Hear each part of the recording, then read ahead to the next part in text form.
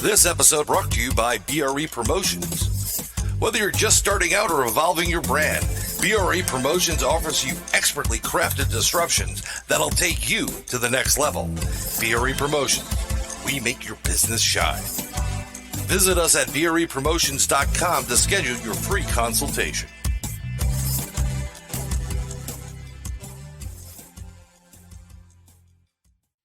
Spark Radio Network.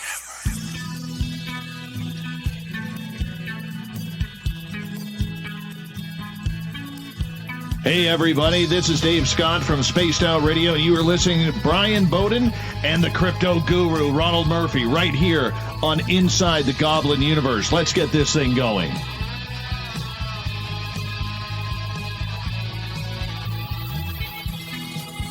Hello again, folks, and welcome to another edition of Inside the Goblin Universe. My name is Ronald Murphy. I'm Bryan Bowden. Another quarantine edition of the Inside the Goblin Universe, Yes. Bryan. We are scratching at the walls at this point. We're scratching at the walls. We are, at this point right now, using anything pliable for toilet paper in the house. Yes. And this is actually, everybody's wearing gloves and face masks as we go through this. Right, and I recommend not using salad, the E. coli salad on the romaine lettuce, but it does work as a substitute.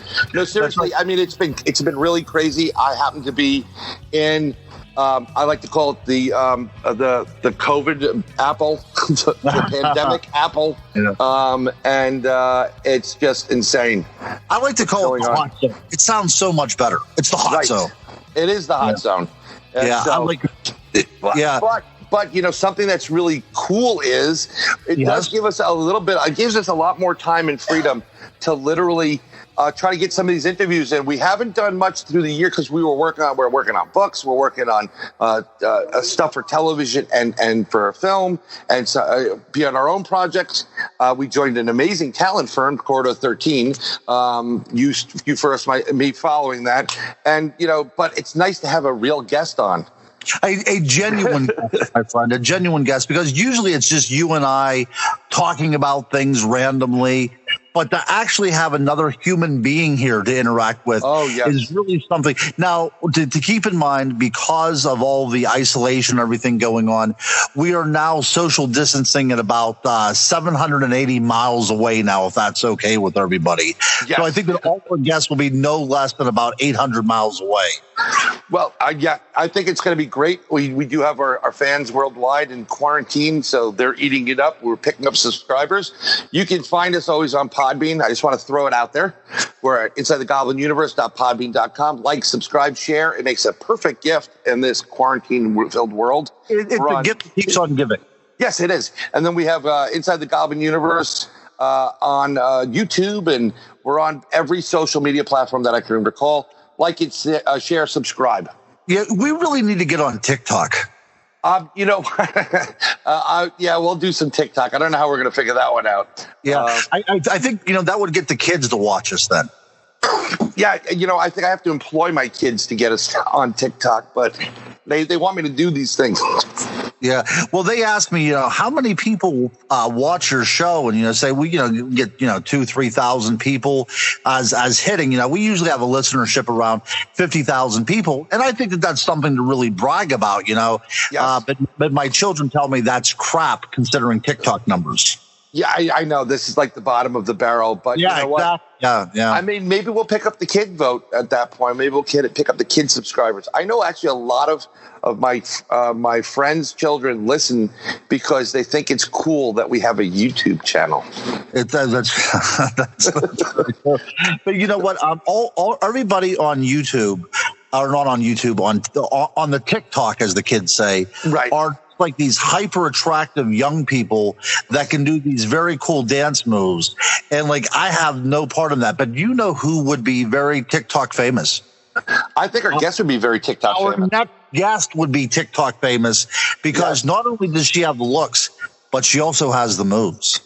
Yes, she does, and she's a doctor too. So that's right. She is a doctor. We should just bring her aboard so we can start asking her questions. Sure, we'd like to welcome once and for the first time, and she'll be back. I promise you, Dr. Forrester. how are you this evening? And welcome to Inside the Goblin Universe. Hi, guys. Thanks for having me. I'm super excited to be here. We have been super excited to have you on. Yes. Do you do the so TikTok famous, as well? What? I can't believe it. You were so famous you wouldn't return our calls. Yeah, I know.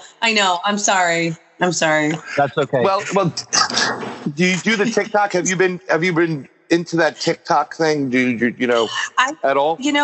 I opened an account and I started to use it, and because my son is on it and he did some stupid, hard candy thing, and he had like 40 million views in 2 days, and I was like, how did you do that? Put me on. Exactly.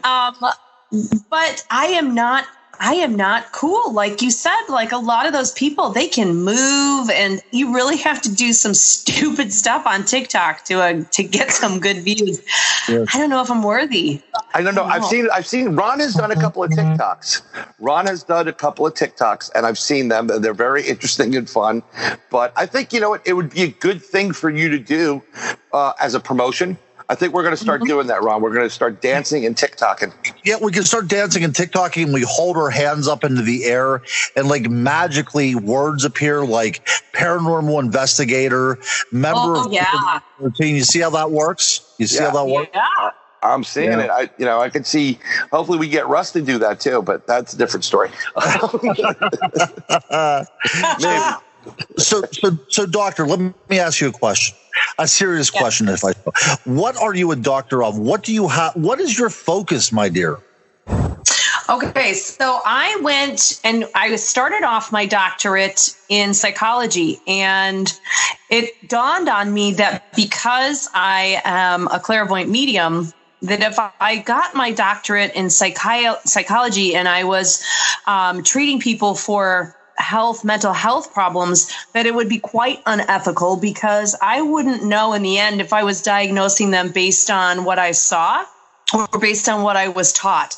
And so I backed out of that and went and got my degree in health services. And what my focus with that degree was on addicted individuals, or opioids or heroin addicted individuals who are incarcerated. And so I use that degree and I volunteer my time with the county to be able to develop treatment programs for people that are incarcerated currently, and then when they get out, to help them to maintain their sobriety and help them to reconnect with family and work situations and that kind of thing. So again, it's my doctorate is in that health aspect of things, but I just, I didn't think it was ethical to get something where I would be diagnosing and giving people meds for things that I was like, did I see that? Or is it truly what they have? Because there's such a conflict with a lot of people.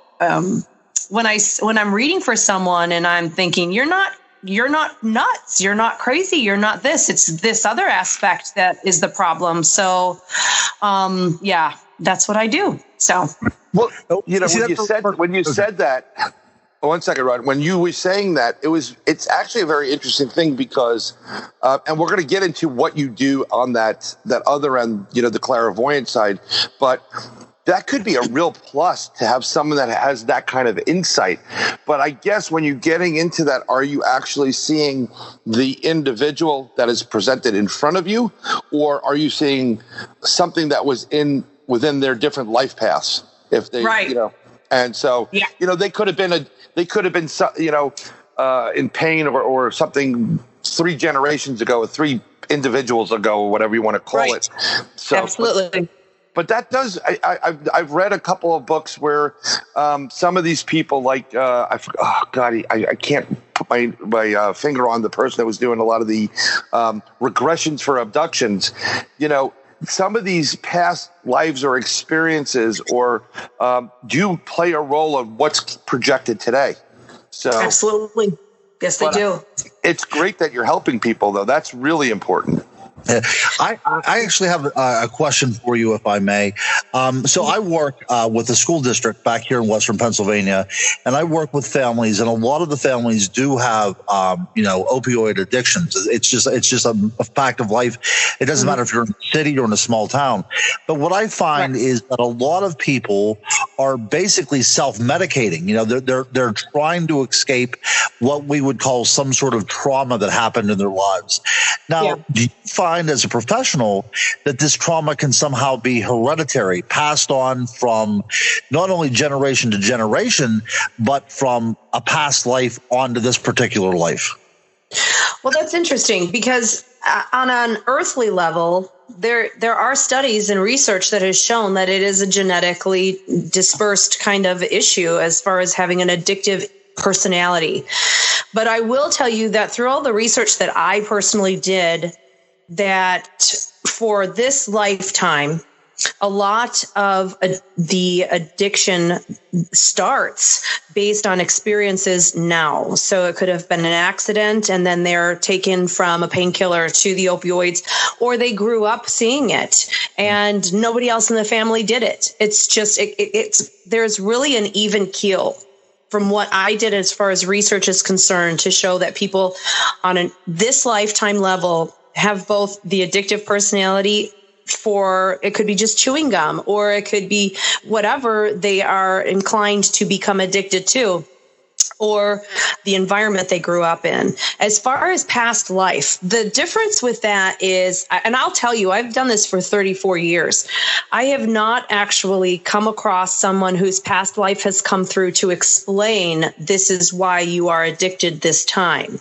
And so I can't vouch for that scenario. However, past life experiences where people died under, let's say, a war or a circumstance where they felt they were not capable of finishing what they had wanted to do, they will come back, and it could very well, I'm not going to say it couldn't. I've seen where people have said, let's say they've died too soon. I'm just going to generalize this. They've died too soon, and now they're back and they're dealing with so many issues with family in an attempt to better themselves, to save the people around them, and they misconstrue their purpose.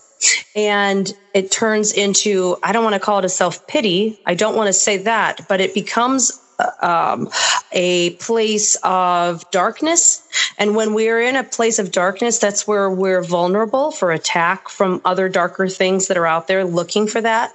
And that they come through and it's like, hey, you're no good here. You're screwing up. You're a failure. You might as well do this. You might as well do that. And so people turn to things that are addictive, maybe alcohol. It could be drugs. It could be anything.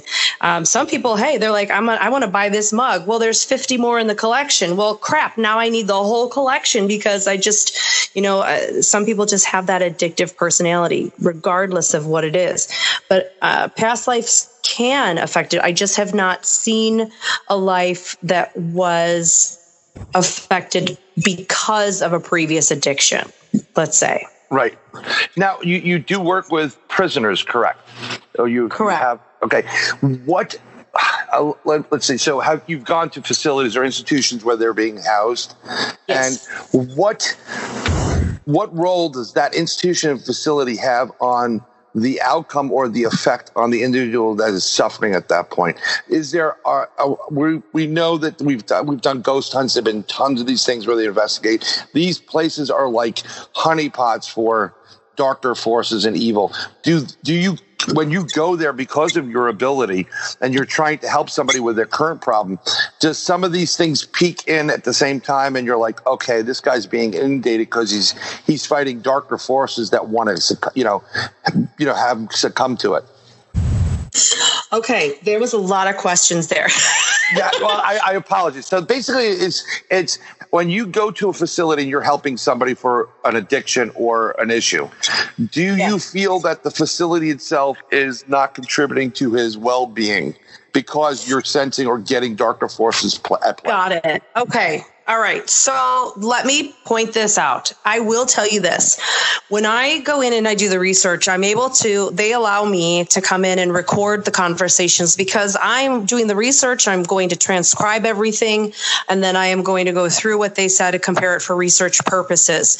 And during my recordings and my interviews with them, we were joined several times by entities that were within the prison system. So just to cover that on a paranormal level, I'm going to tell you the public health department director freaked out slightly when I showed her the recordings because she's like, I don't ever want to go back in the prison again. I said, hey, they're just everywhere. So the first one, this woman that I was interviewing, this guy, I asked her a question and he comes up right into the recording and he goes, she's a slut. Just like that. And during the context of the conversation, it fit perfectly into the questions that I was asking her. And I thought, well, howdy ho. I didn't bring this up to her later. Of course, it would freak her out. But that was one of them. And then another one, I was asking gentlemen some questions, and this voice was answering. When I would ask him, it would go, yes, right into the recording, and then it would answer the question. And it was amazing. And to have all of that caught, and they were alive, very open to the questions. They knew what I was asking. They were not residuals. They were really amazing. It was really cool. And I loved it. I even went in there and I was by myself and I'm like, okay, guys, if you've got anything to share, go ahead.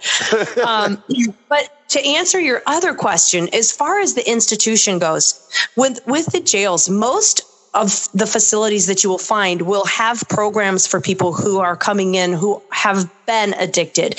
And usually they'll have a history or they'll come in addicted or high at that moment. And so they're having to detox them within the system. So when they're in there, they're given their choice of programs. Excuse me. So they've got NA, AA, and they've got a Christian AA. And what I'm going to say is this, is a lot of these people, a lot of them, they've lost their hope. They've lost all faith. They have no relationship with God or with spirit or collective universe, any kind of light for that matter. And so they go in, and the best that this institution can do would be to provide some form of, let's say, Christian AA, or a way to develop skills of coping rather than turning straight to a drug and or some other substance. But I'm going to tell you, none of them wanted anything to do with the Christian AA. They're thinking, well, God, let this happen to me. And so they really do have to come up with a way or a means of helping people reintroduce people to some form of strength within or spirit within, so they have something to turn to other than a drug. And it's not going to happen in jail. They are not going to find God in jail. Well, I mean, it's really interesting, though, because there's a lot. We have tons of people in jail where I am in New York City. And a lot of people turn to not Christianity, but Muslim. They become Muslims. Maybe they were born and raised as Christians. And, look, it's really hard when you're in situations of great distress and panic. Case in point, I know people that survive Holocaust that don't believe in God anymore, because why would God do that to me? Why am I going to, pray to a higher spirit or power that allowed this to happen to me? And it's very understandable.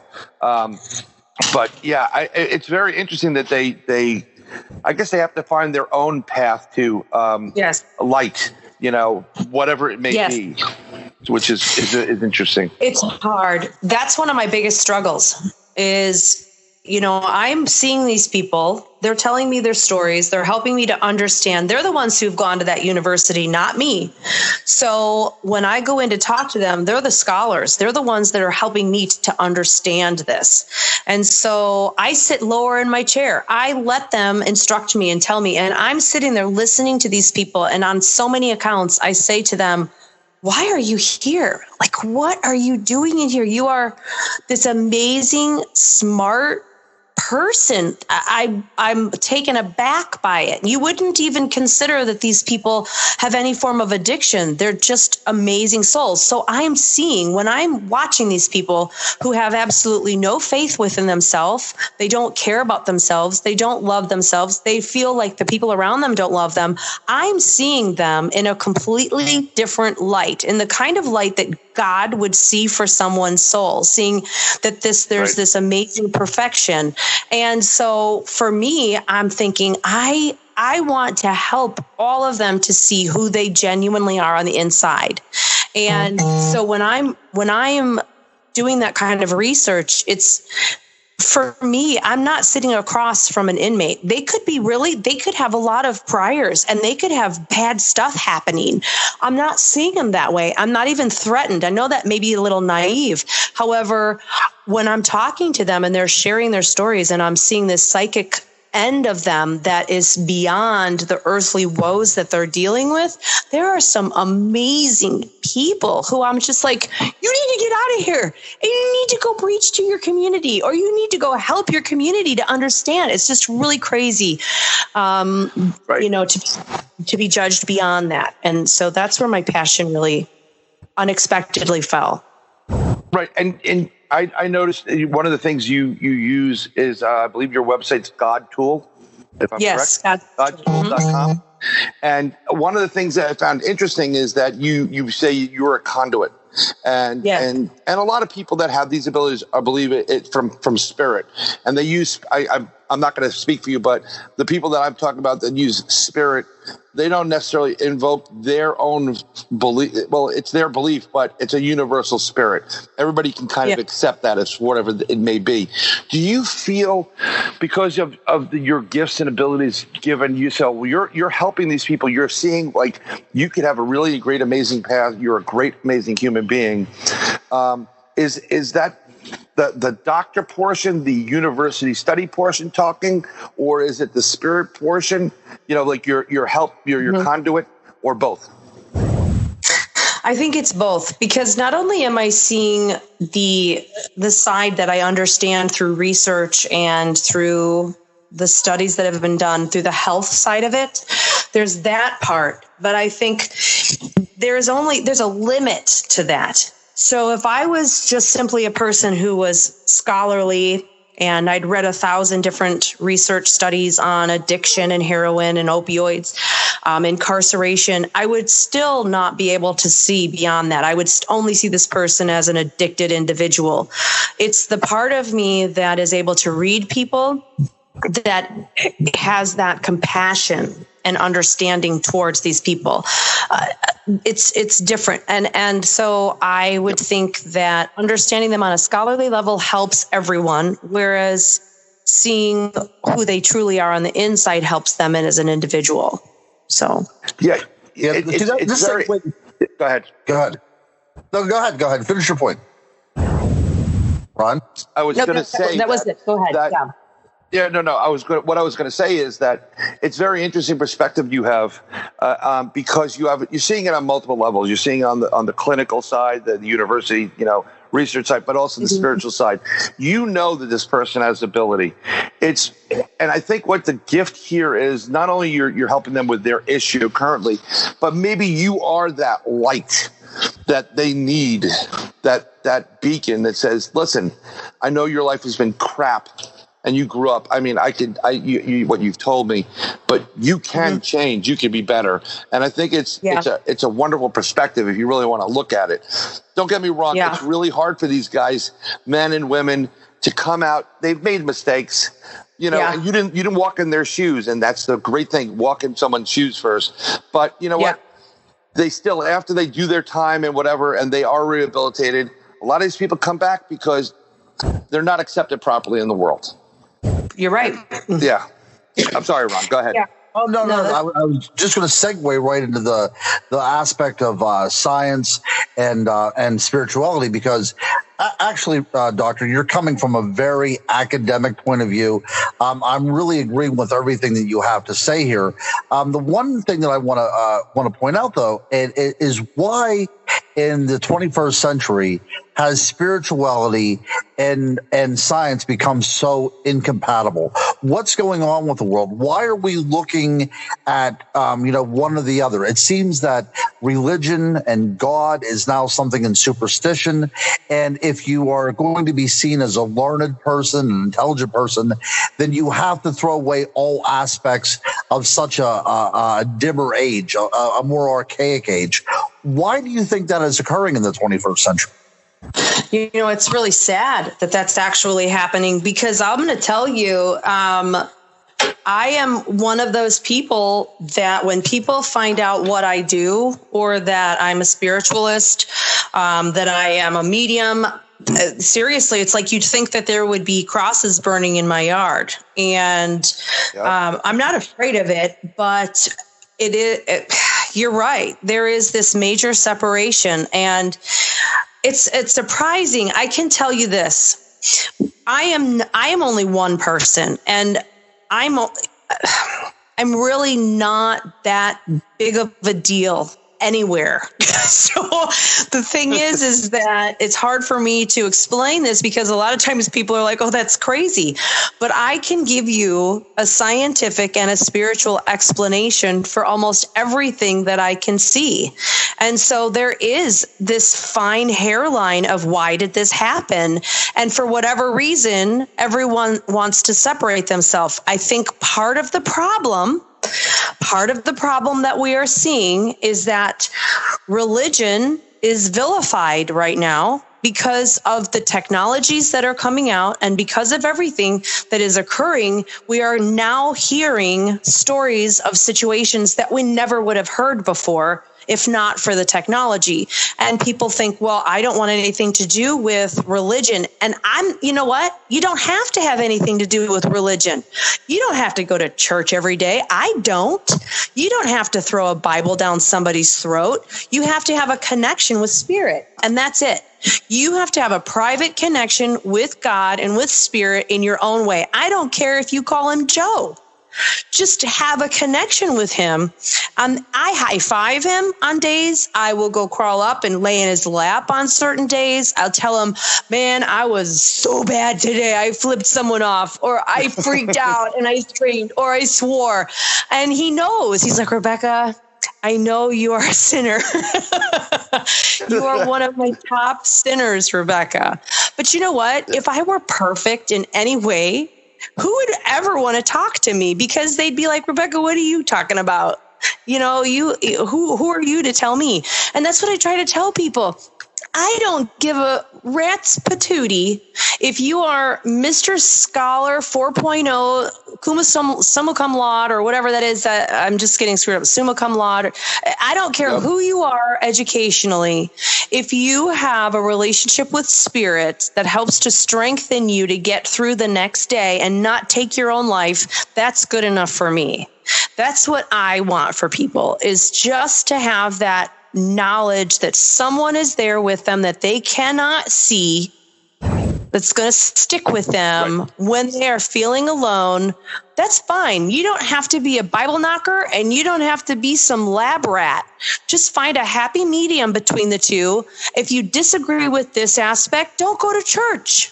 Right. If you disagree with this, then don't read a science book. I don't care. Be yourself, be happy with it, and just take what you feel is going to help you sleep at night. That's it. Well, I think that works out.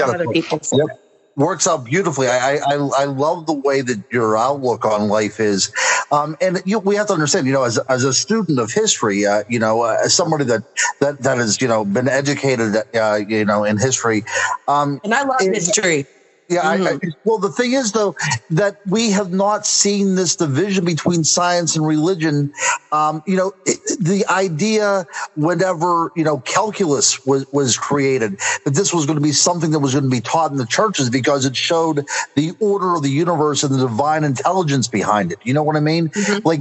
Only recently has this come to the forefront. And to kind of make this even more topical concerning the COVID-19 outbreak, have you noticed that people are now looking to the scientists as their saviors rather than praying. I posted a meme today on Facebook, and I was kind of vilified by it because it was, concerning the idea of vaccinations and all this stuff.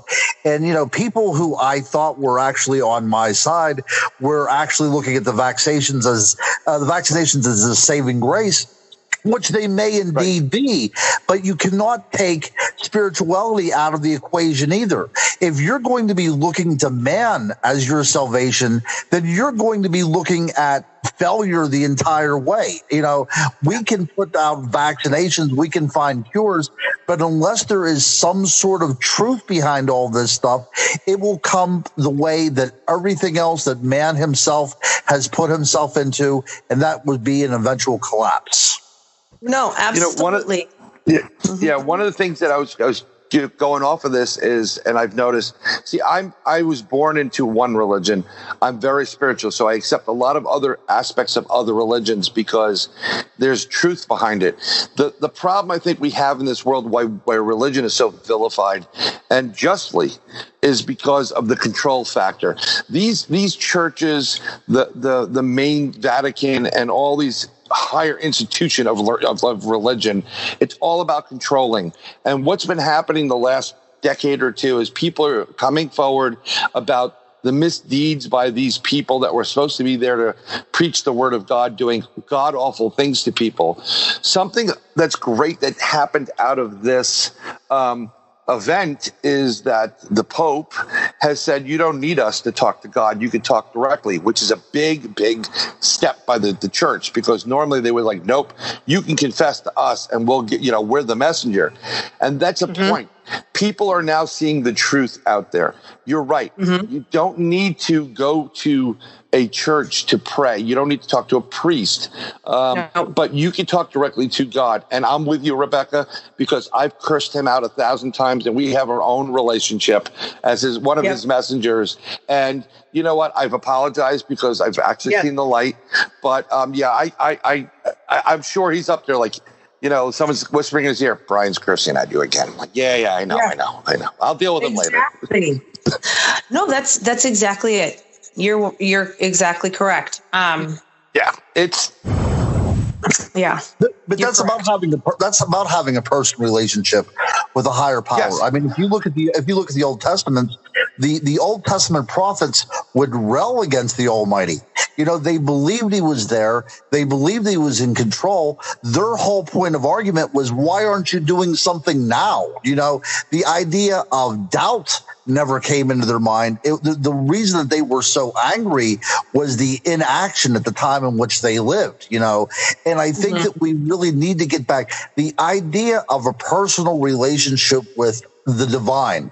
Like you said, and I agree completely, Rebecca, I don't care what name you want to call it, but the idea that there's something out there that only wants the best for you, that has created you uniquely to be something in this world that matter. Look, those people that you talked about that you visit in jails, and the people that I visit in my own work, these people are at a state where they feel that they are completely useless in life.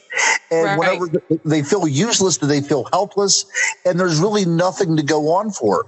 And again, Brian, what you said about control is absolutely pertinent at this point as well, too.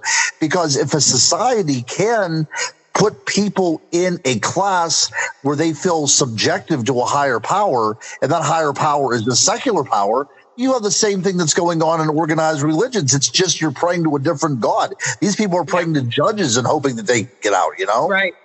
Yeah.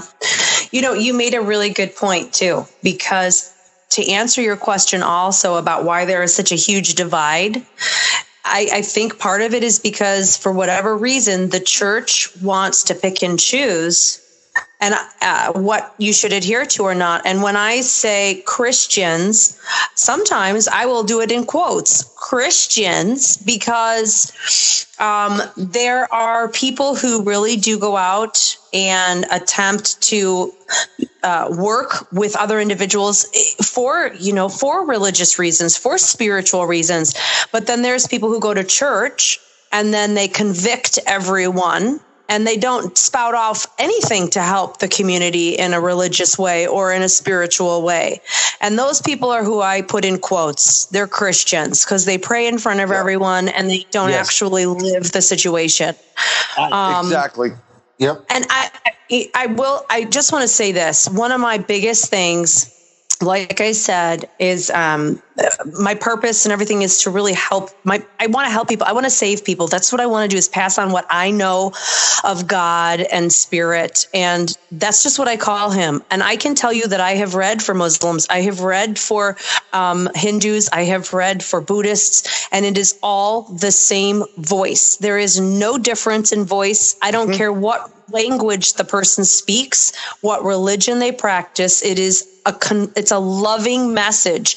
And that is what is so amazing, because as a human, you have personal biases, you have personal perspectives and opinions. But when I see people and things from God's perspective, it's flippin' amazing, because it's all even keel removed. There's no differences. It doesn't matter what your skin color is. It doesn't matter where you've lived. It doesn't matter your income. It doesn't matter if you've been to jail, if you've killed, if you've done. There is this amazing equal love all the way across. And I want to point this out, because this is one of my biggest things, is for people who are gay and lesbian. It's because I have read for people who are gay and lesbian for 34 years, and never once has God said, I don't love that child. Never once. Never once. And that's beautiful. Beautiful. What's interesting here is, and I've said it to people, because as you become more spiritual, as you become more, we'll be calling raising your vibration, open and more receptive. I do certain things that I still always question, but they are gifts. And I know that when you get gifted. You are. Yes. No, I know I am. I've been using it. I still second guess myself, but I got about a 98% accuracy rate. But the problem is trying to explain to somebody who's a Muslim, who's a Buddhist, who's a Christian, who's Jewish, who's whatever. I'm like, you're going to be surprised when you get there, because it's the same. It's the same energy source. Yep. Okay. It is. You can call them whatever they want, but you're going to get there. God is universal. God is seen. Spirit, God. I'm going to say God, if you don't mind. God, the Lord God is shining down upon you in multiple, like a rainbow. And you've got, you may like the blue side. Ron's on the red side. I'm in the green. And the whole thing is, but when you get there, it's that one point of light. And and what's really interesting is I've been up in some of my, I guess I call it remote viewing, although my remote viewing people say, it's remote viewing. Our psychic for our group says it's, no, you do what I do, you're psychic. And then a psychic that I interviewed who's fantastic, she's out of Canada, she's great. Katie's like, she says, you need to do more readings and stuff, which I kind of like, okay, we'll figure it out. But I know that I've been to certain places, and it's golden light. It's an amazing feeling. You don't want to come back to where you are, because it's everything. All this crap is gone. It's just freedom and energy and love. And I'm telling you, just find that spot. Find it. You can find it in music. You can find your spirit by listening to music. This makes you feel good. Yes. I'm hearing you, Ron. I just don't like the organized end of it at all. Although, I think if you look at all the great enlightened people in the world, I don't care if you're looking at Buddha or if you're looking at Muhammad or you're looking at Jesus, the idea that people have written the books of the Bible, whether you believe they're inspirationally written or whatever the case may be, it comes down that there's a human factor in all this kind of stuff. Do I believe that God had said to somebody that, in order to love me, you have to slaughter a cow? I find that very hard to believe from an intellectual level. You know what I mean? That was a money-making thing for the priest at the time.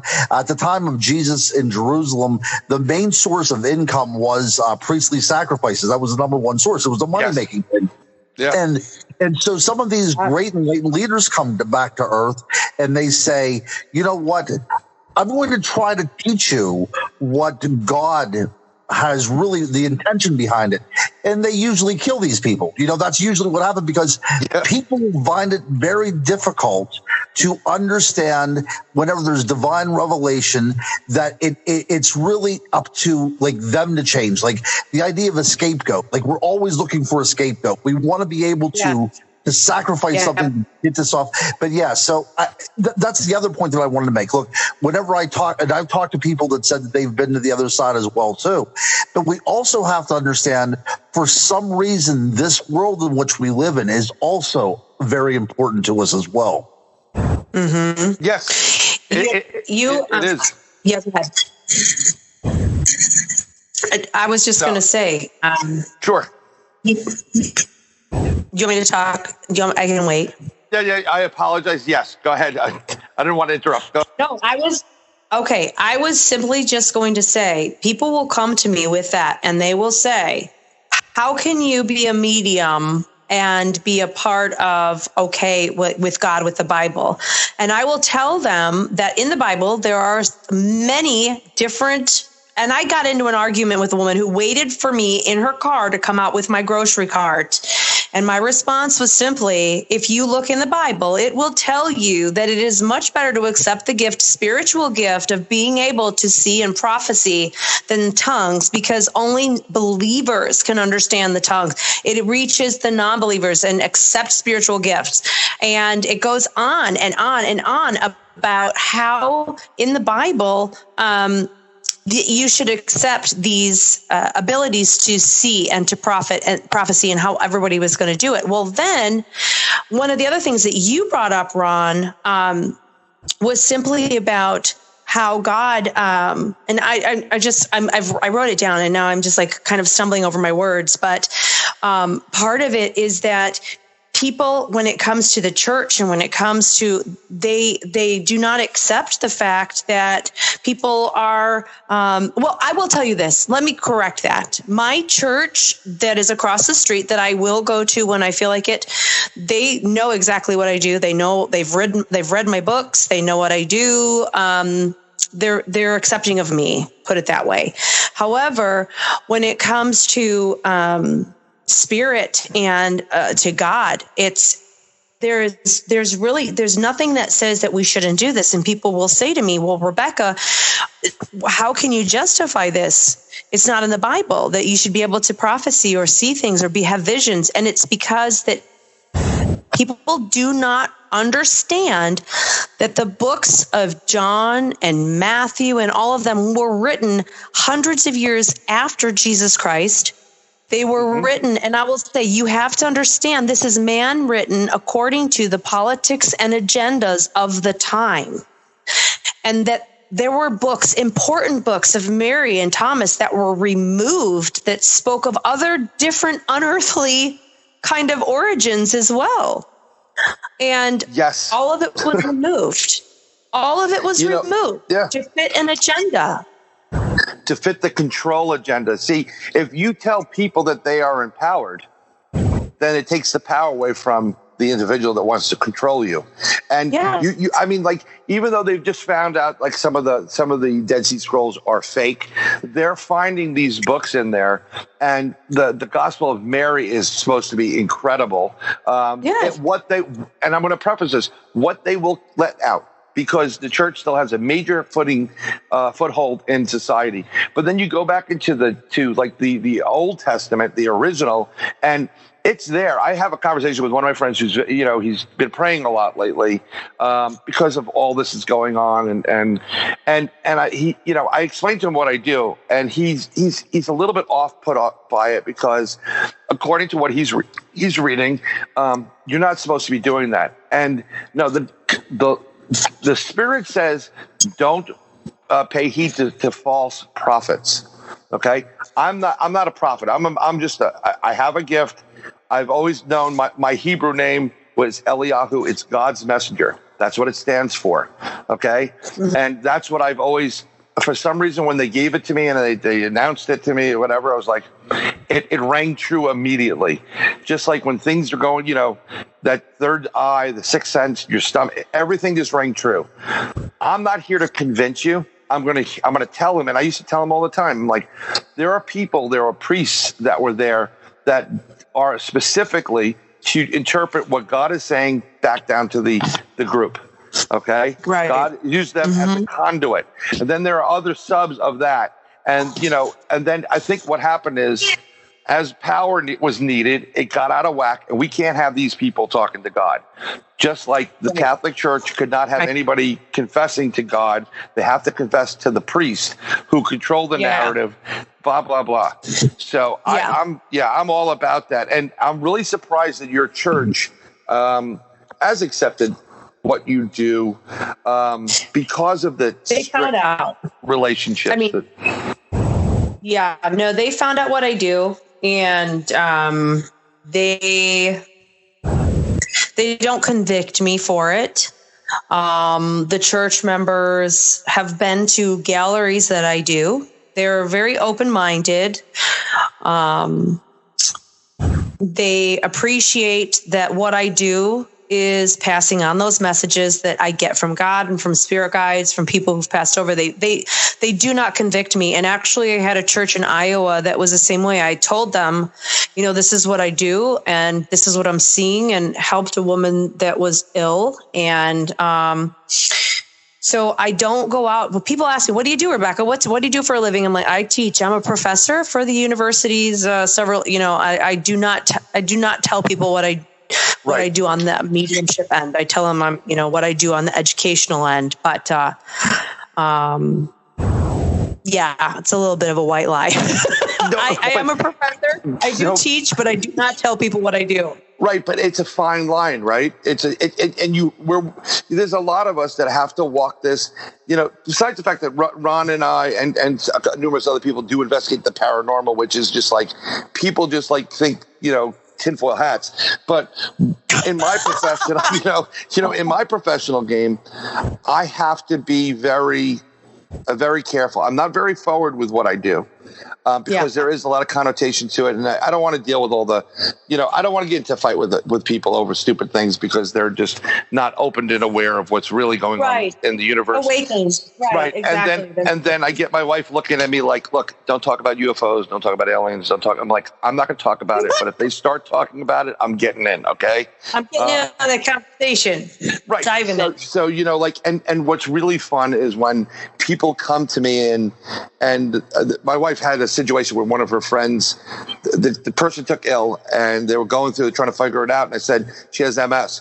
And as nothing, because I knew what she had. It just came to me, boom. As quickly as I said it, is as fast as it came.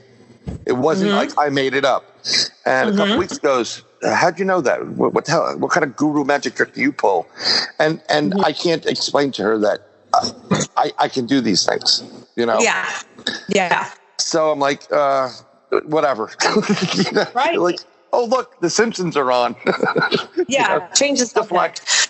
It is. You're right. You guys have so many controversial and interesting topics. You could go on for hours about this because I know it interests people, and I know people have questions about it. And all I know is that there is something else out there. It's spirit.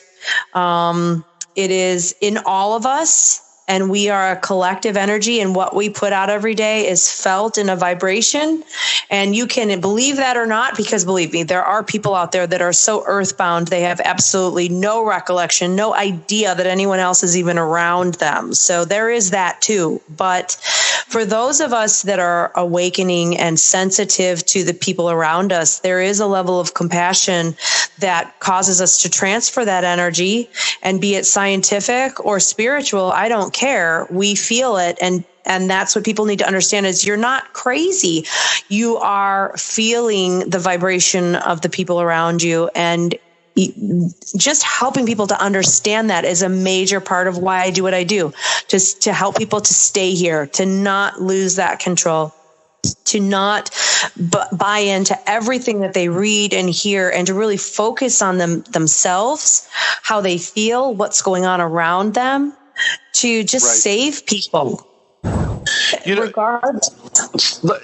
Something I've noticed, something I've noticed recently, I was talking to a couple other people that have gifts, and I said, I haven't been able to, like the last 2 weeks, when I knew that something big was coming. I felt it. It's something. Anytime something bad happens, or it's going to happen to me, or whatever, it just comes. And there was nothing in play that should have done that whatsoever. Yeah. So right. I couldn't put my finger on what was happening. Although I did have some pretty interesting, and I call them dreams. But that's the best time when everybody can actually really get in touch with that higher power, that realm, and use your energies the right way. So I had some really strange dreams about coming back to my building and not being able to get in, and some weird things, like something happened to the city. I had a vision of this decades ago. It looked like the whole city was nuked. But besides that, which is kind of like what it is now, everybody's in shelters. It's a ghost town. Have you had problems as of late using your gifts in relationship to what's taking place now? That's one. And the second part is, let's get into, if it's all right with Ron and you, are you getting any impressions of duration, what else is coming, if there is anything coming, and that's if you're allowed to speak about it? Oh, yeah. No, that's perfect.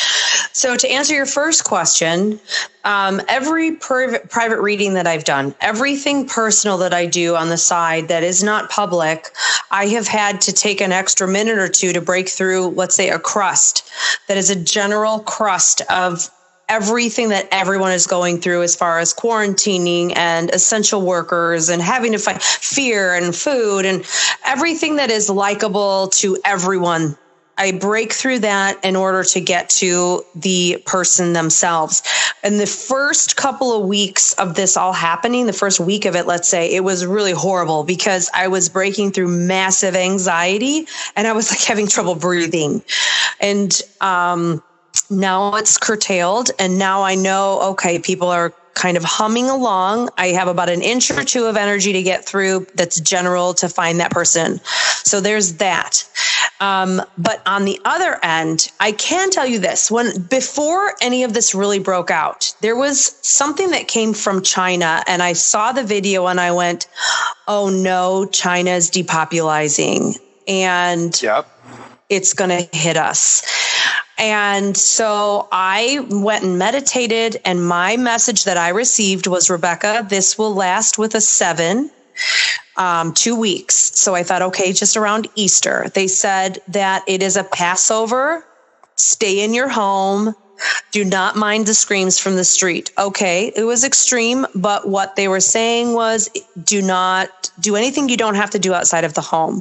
They told me that there was a massive cleansing of the planet, that evil, bad people were being removed.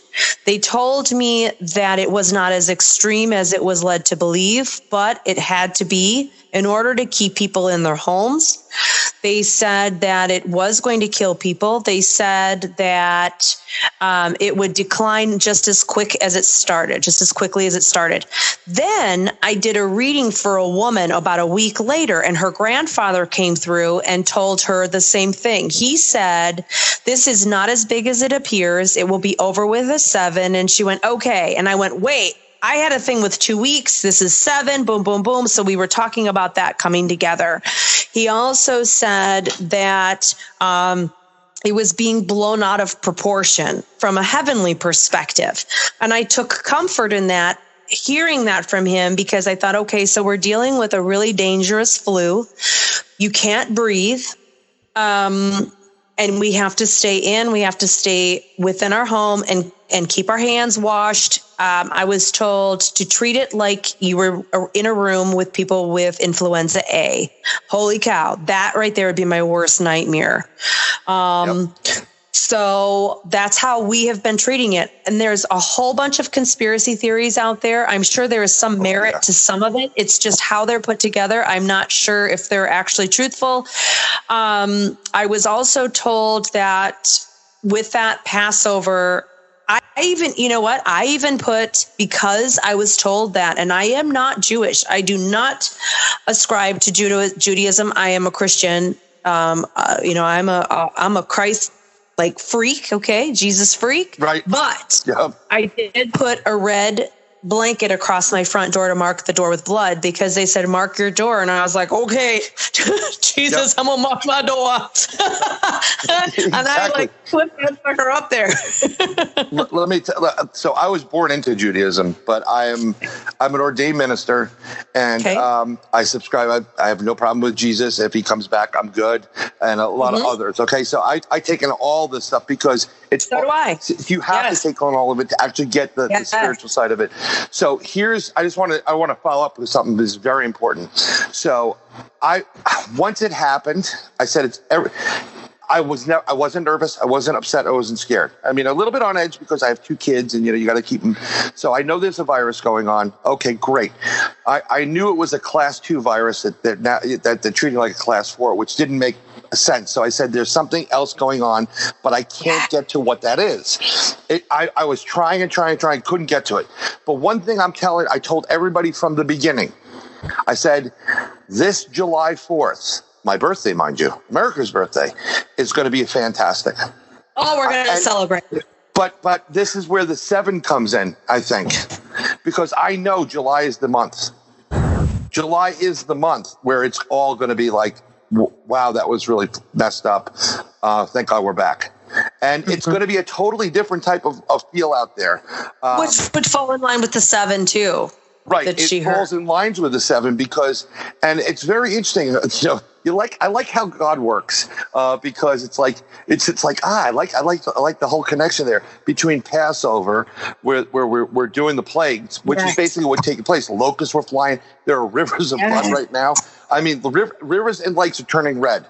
Okay, very strange. Okay, it's very quiet. The planet is healing big time. You can see things from. They had a great photo from Lake Michigan. They saw crystal clear blue water, a wreck down there from space. And then on top of that, it ends technically, and the rebirth starts at the end of Easter. I mean, you're right. You couldn't plan a better. Right. Like, this is the best movie ever. This is what it is. So beautiful. You are 100%. I had my girlfriend tell me, I'm like, girl, we are doing Passover in our house. What do I have to eat for dinner? I told everybody. Ron, I think I even told you. I said, look, for the next couple of nights, you're going to make a stew or something like that. Just rub some blood over your door. And I know Ron's Roman Catholic, and I said, just do it. And people think you're crazy, but it's like, you know what? You think I'm not. Yeah. Yep. Yes. But what I find fascinating is because I believe firmly that humanity has stepped out of the synchronicity of creation, years ago. We have disrupted this planet more than any other species has ever disrupted this planet. It's interesting, as we're cowering inside of our houses, that nature is not only going on, but it's getting so much better. You can see the skyline of Los Angeles again. Things are healing out there because we have stepped out of it.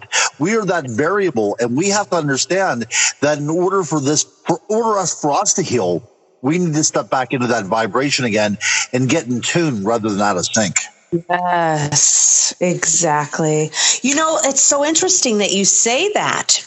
You just made me something click because I have a friend of mine who is Mohawk Indian, and we have connected a great deal over the last year. And in the weeks building up to this whole thing, I was having a lot of communicative dreams and surrounded in blue lights. And he was experiencing it, and we were connecting in our dreams, the two of us, unbeknownst to us at the time because we were asleep. And the energies were just amazing as far as like what's coming up, what's coming, go to this, go to the cave, listen to these. I mean, I know I'm talking out of context, but it was all these things that we're saying, how the earth and the world it was just amazing. And what you just said made that click in my brain. Like, oh my gosh, yes.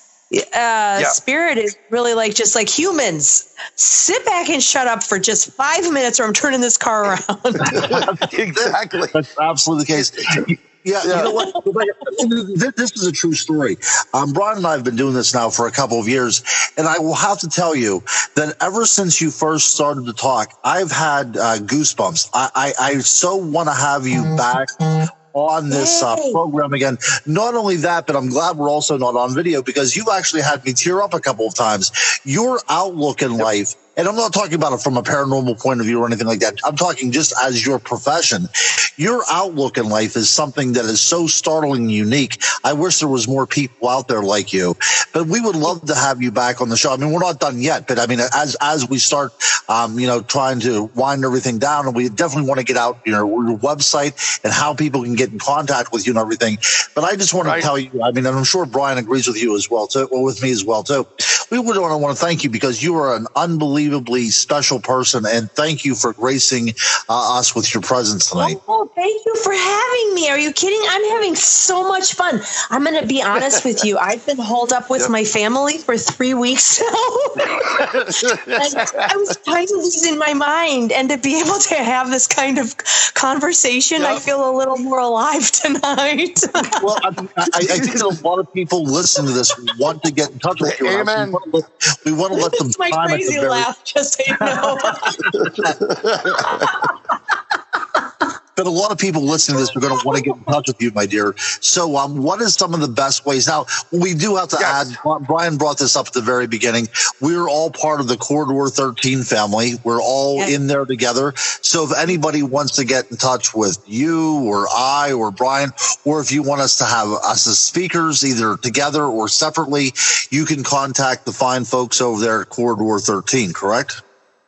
Yes, absolutely. For any big events like that, any kind of speaking events, anything like that, get a hold of Corridor 13 Talent Management, and you can get a hold of them for Ron, Bryan, and myself. And I'll tell a lot of others too, by the way. A lot of others too that are, I mean, it's a fantastic group. Amazing talents on that. Absolutely amazing. Different perspectives and different claims to fame and different backgrounds educationally. So there's so many different experiential personalities on that page. As far as I go, I'm just going to put it out there with this whole COVID thing and having to homeschool 4 of my children. I have really backed off any private readings because I don't have time. And so everything has been left to public. You had mentioned it earlier. People can contact me through my website, cause.HER. Really, truly, what I've been doing as much as I can are a lot of free galleries on YouTube and Facebook. And all the links to that are on God's Tool, so you can go there and just click the different links that are at the very bottom of the page. But I just get on and do as many free things as I can because, again, people don't have the money right now to be spending on private readings, and I'd rather read 25 people in 2 hours than 4. So that's how I'm doing that. And that's one of the wonderful things that if you go to the website, you'll read about the doctor over here, and it's not about the money. It's about really helping you. No, it's really not. I'm not going to get rich doing readings, believe me. Right. It's really fun. So one of the psychics that I interviewed, who's fantastic, who's on Paranormal Witness or Survivor, Katie Turner. She's off the charts, amazing, really sweet. She was the one that told me that, because I told her what I do, and she goes, "Oh, you're doing this and doing this," and then she said, "Well, you really should do that." And I kind of feel a little bit. I don't want to be like a Miss Cleo, because come on, no, you don't want to die at the night when there's no bar. And because the problem is I second guess myself, and I think that's a real check for me. But I did have someone who told a friend, and they said, "Would you do it?" And I said, "Okay." And my first one, and it went very, very well. I didn't charge. He's like, "I got to pay you." I'm like, no, we're brothers. It's a different, no, I'm not, don't worry about it. But I also preface, and I tell people this, and I don't know if it works for you this way, that when I tell you something at that moment, it's at that moment. Your future is fluid. And don't just sit back and say, "Oh, if I sit in my car, I'm going to meet the person of my dreams," or whatever I told you was going to happen. I don't do do parlor tricks. Okay. Right. And it really bugs me because I do investigations, and when I can't get an investigation, sometimes my buddy will text me like, they want to know what color you're thinking of, and I said, well, tell them I'm thinking of 2 words. They're not happy birthday, because I don't play parlor tricks, but I get it, which surprised me sometimes. But I love the fact that you're there to help. So just go there, sign up. Listen to your readings. I've been watching a couple of your readings. I'm going to go watch some more of them, because even though that there are people that can do these things, I think in general, the way spirit works is everybody has a gift and ability, and you need to be able to figure out to tap into it. And trust me, if you do, your life's going to be a better place. It's going to be amazing. Absolutely amazing. If everybody realized that we are all spirit, we all have on this physical costume that we zip up and zip on. If everybody would just realize that they all have the same connection to spirit, they just have to tap into it and trust it and listen to it. And the guides are so amazing, because at first they'll throw you a penny and a feather and a dime at the right precise moment. And then they'll throw you a few numbers and a couple songs. And then you'll start talking to your guides, and then you'll ask them a question, and then they'll throw you a magazine or a billboard and a commercial on something and say, here's your answer to that. And the more you pay attention, the more you listen to your guides, the more they will give you. And people don't realize that. They just think that they have to go through the world, and they can't figure out why everything isn't happening the way they want it to happen. And what I've learned, you do not ask why. There's no reason to ask why. Yeah. Why ask? You just don't ask it. Everything happens for a reason. I don't look up and go, why did you do that? I'm like, okay, I get you are teaching me something. I have to look at what has occurred, good or bad, and figure out why you would teach me this lesson. I do not ask why anymore, because I trust so much. My guides are some of the funniest freaking angels in the world. I'm going to give you this story. This is funny as hell.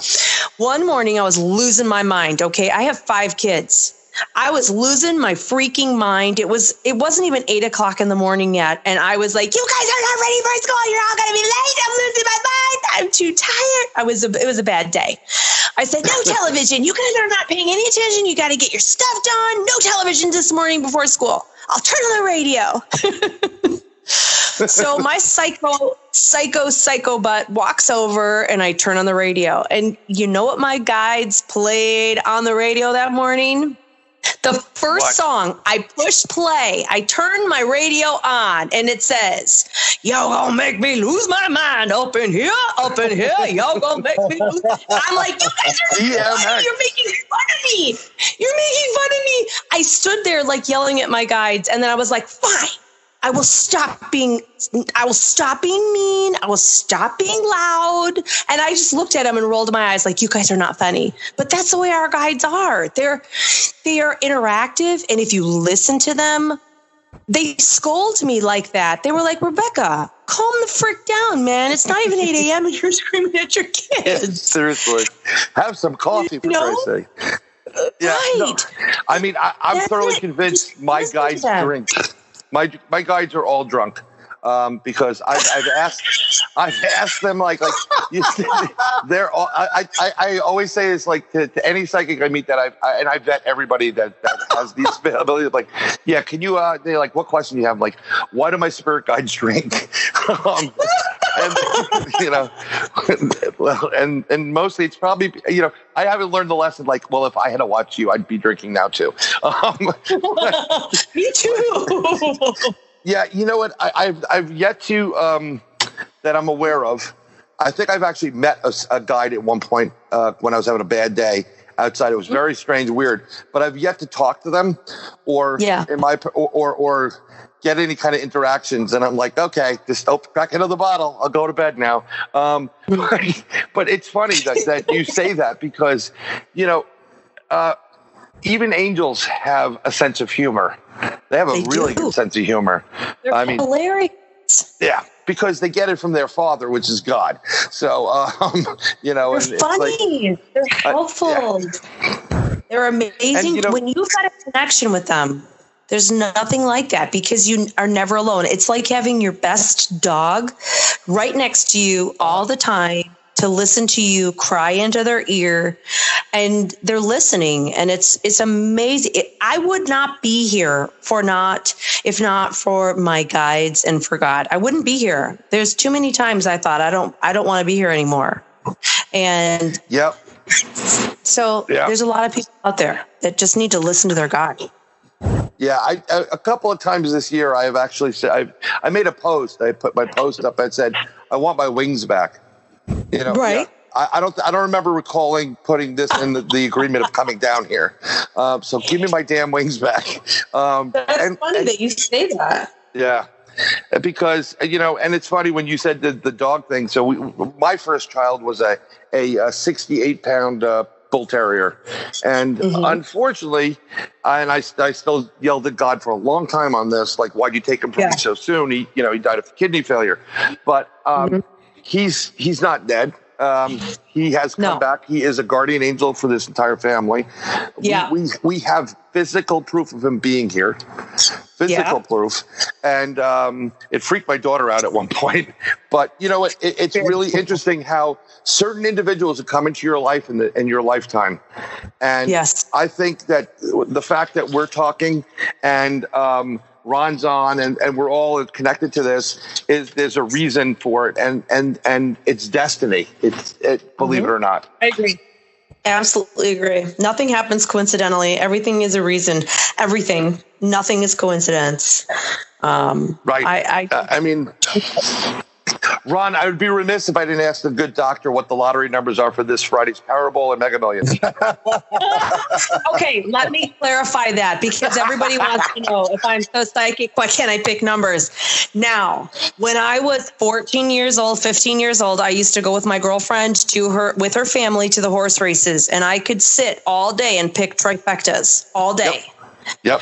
The moment I bet on them, we would lose. I would even try whispering like the numbers to them, and we would lose. And I knew then that I was never going to get rich with my abilities. It wasn't the purpose to be able to make money.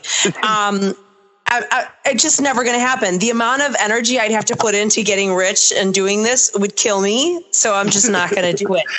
And it's not worth it. Yeah, everybody always gets to say, I can't do it. I'm like, look, you're not going to get a dime of this. I am. I'm asking, not you. You know what? Can I give you a really quick perspective on that? Yeah, sure. Go ahead. Okay, very quickly. People who have a problem with money, people who are the type that hold money over your head, who are rich already and who don't know how to treat people, they will continue to win the lottery over and over and over again. However, if you're the type of person who says, if I win the lottery, I'm going to help everybody in my community and I'm going to pay off every hospital bill for every child in America, God's like, I don't need them to win the lottery because I already know what they're going to do with it. I already know they have a good heart. So if you want to win the lottery, you just tell God, I'm going to hoard every single dollar. I'm not sharing it. I'm going to be nasty. I'm going to hold it over everybody's head. That's the only way you're going to win the lottery. That's the problem. I can't do that, though. No, me neither. That's why I'll never win the lottery. Yeah, no, and I've always been lucky with it, and I think the luck is not actually seeing the numbers or whatever. It's just, you get a good vibe. You're like, okay, I'll take that one. I'll take that one. And you're right. Money is actually a curse. It is. And we're finding this out really right now, because now everybody's on the same playing field. Yeah. 99% of the people on the playing field, and 99% of the white collar workers are on the same playing field as the blue collars at this point, because there's no real work out there.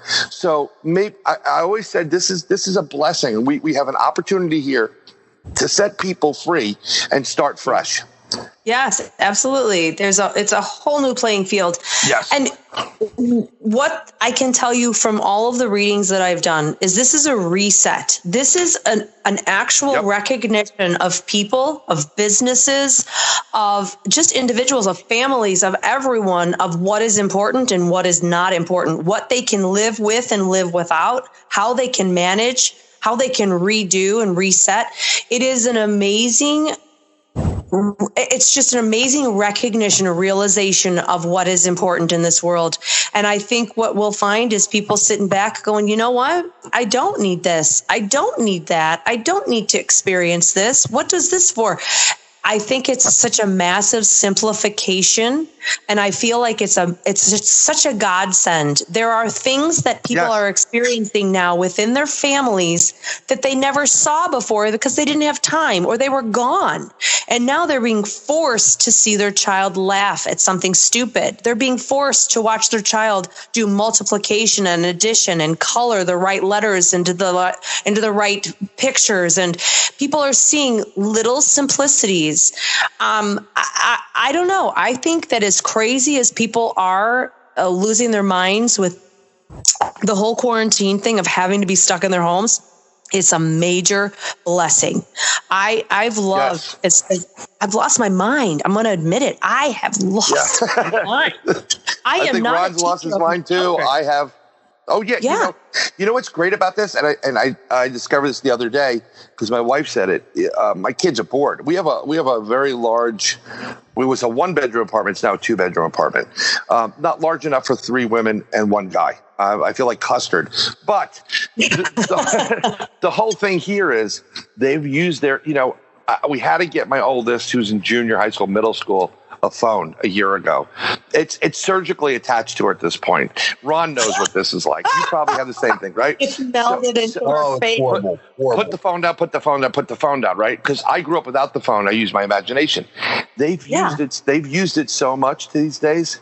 They hate it. They don't want to pick it up anymore. And thank the Lord for that alone. Yes. You are so right. Yes. You are so right. I don't think I don't know if my family, I don't know if maybe I won't tell my son to listen to this. You know what? Sorry. Yeah, I was just going to say what you were saying along that line. He always wanted to go into the service, and he decided that, you know what? No, I'm going to stay with my girlfriend, and I'm not going to go into the service. And I thought, okay, you figure out your own way. I'm going to tell you what, in the last 2 days, he has seen about 10 different things thrown at him about the service. And I think because he's had no other outlet other than girlfriend and work, that he's like, you know what? I think I'm going to take my hint from my guides and go with the service. And it's huge. But that's where sometimes you can't fight where you're supposed to be. Spirit God is just like, okay, you're going to make it a little bit more difficult for me, but we're going to will you back into the spot where you're supposed to be. Yes. And it's funny. This is where, like, if you don't see your guides or talk to your guides, this is how they get you back into that spot. You are correct. And I can't, this has been a fantastic show. I mean, I really do appreciate you coming on and being on and coming. You have the key to the Goblin Universe. We do leave the fridge stocked so you can have whatever you want. We leave light on for you. Yes, I am the gatekeeper. Yes, so I think it's been fantastic. I can't thank you enough for being on. So I don't know, Ron, you take the lead at this point. Oh no, she already knows that she's one of my favorite people in the world. So I'm looking forward to having her on again. We'll wait till the dust clears a little bit, and we'll have something else to talk about, much happier things. But I think that this was a very uplifting presentation. I think that this was great, and we're going to go through this great awakening together, and we're going to come out the other side much better people. Yes, I completely concur with both of you. Absolutely. Yes. Well, and like I said, we'll have you on very, very soon. But I guess we kind of went over our hour, didn't we, Bryan? Well, here's the fun part, right? So we're not on any particular network, although we've been picked up by a couple of radio stations now recently. Thank you, Lord. But what we don't we try to do at least an hour, but if we go over, we go over. Hey, that's how we roll. Okay, we're not going to stop because it's an hour and there's a commercial. We want you to listen to it, so that's why we do what we do. I mean, it's important. Absolutely. Messages are important. There's no time frame in them. Yep. But because this is a Wednesday and it's almost 10 p.m. Eastern Standard Time, I have to go watch myself on the Travel Channel on True Terror with Robert England. Yes. Right. And thankfully, in the next month, the problem with me is my program's coming on with what do you call it? With Mr. Simon there, and hopefully Into the Unknown, and by that time, people are not even going to watch it. They're just going to be going out playing baseball. So, but either way, yes, I can't thank you again for the night. I think this is it. Let Ron get back to his programming. That's right. No. Hey, guys, I will have Ron very, very soon. I've got kids just running up and down the hallways, so I'm going to have to put an end to that rodeo. But they were pretty good for an hour and a half.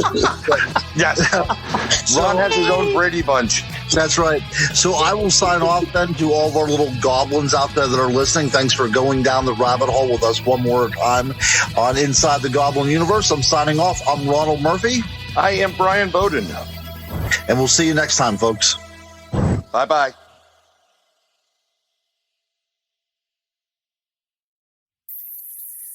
Hey, this is Bryan Bowden. I want to extend a deep thanks to Purple Planet. You guys rock.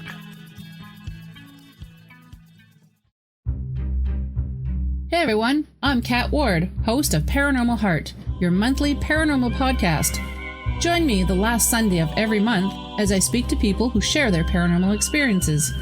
You can follow me on Podbean, YouTube, TuneIn, iTunes, Spotify, and Paranormal Radio.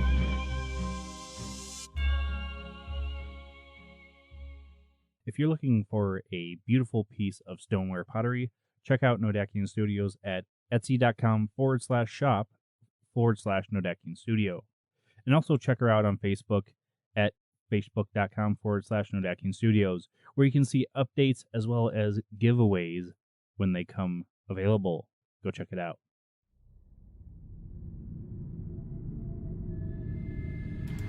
There are spirits everywhere, watching, waiting, seeking that opportune time to reveal themselves like no other. They fill our worlds with so much. Seriously? You didn't just do that. You farted on the promo? What's wrong with you? I thought you were professional. Go away. I got it. Hey everybody, it's Bryan Bowden, host of Nobo Boomy, where we explore deep inside the Goblin Universe. We have an amazing show that covers the paranormal, conspiracies, music, art, entertainment, trending topics, and so much more. Please join us by subscribing to the show on Podbean at InsideTheGoblinUniverse.podbean.com, on iTunes, Google Play, Spotify, Stitcher, TuneIn, and everywhere you find podcasts. It's an informative, fun, and overall entertaining good time, and we'll keep the gas to ourselves. Why don't you burp next time? Somebody get me Brian Anderson.